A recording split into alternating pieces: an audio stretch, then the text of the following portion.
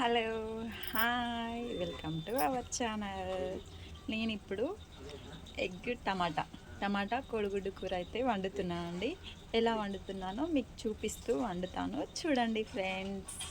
నాకు వచ్చినట్టయితే నేను వండుతున్నాను, మీరు ఎలా వండుతారో చెప్పండి కామెంట్ బాక్స్లో. ఫస్ట్గా గ్యాస్ పైన కడాయి పెట్టుకొని అయితే మనం నూనె, జీలకర్ర, ఆవాలు వేసుకొని పచ్చిమిర్చి అండ్ ఆనియన్స్ వేసుకోవాలండి. వేసుకున్న తర్వాత ఇలా మంచిగా ఫ్రై కావాలి. పచ్చిమిర్చి, ఆనియన్ అవి ఫ్రై అయిన తర్వాత కావాలంటే నేనైతే కొత్తిమీర వేసానండి. కొంచెం కొత్తిమీర, పచ్చిమిర్చి, ఆనియన్ మంచిగా ఫ్రై కావాలి. అయిన తర్వాత కొంచెం అల్లం వెల్లుల్లి పేస్ట్ వేసుకోవాలి.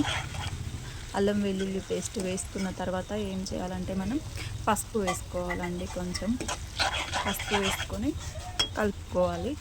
వేసుకున్న తర్వాత ఫ్రై అవుతుంది కానీ ఎట్లాగో తర్వాత మనం టమాటాలు వేసుకోవాలి. టమాటాలు వేసుకొని కొంచెం సాల్ట్ వేసుకొని కలుపుకొని మూత పెట్టుకోవాలి. నేనైతే అందులో అయితే వేయడానికి అయితే 5 ఎగ్స్ అయితే తీసుకున్నానండి. 5 ఎగ్స్ తీసుకొని అంటే 5 ఎగ్స్ అయితే కొట్టుకొస్తే 2 పూటలు అవుతుంది మాకు, అందుకోసమని 5 ఎగ్స్ తీసుకున్నాను.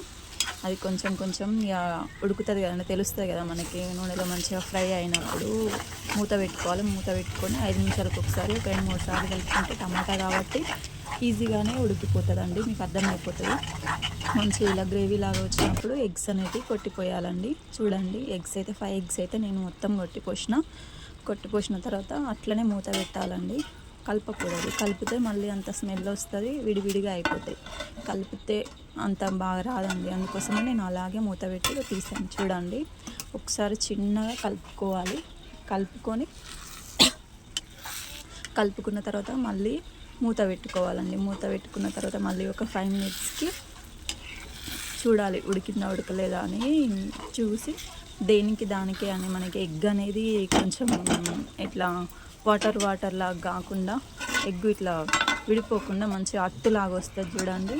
అట్లా వచ్చిందో లేదో చెక్ చేసుకొని మంచిగా చిన్నగా ఇట్లా కలుపుకొని చూడండి, ఇట్లా కలుపుతున్నాను నేను.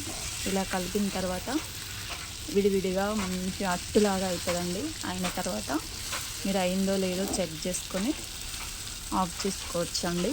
చూడండి, బాగా అయిందని. నాకు టమాటా కోడిగుడ్డు అంటే చాలా ఇష్టం అండి. Thank you.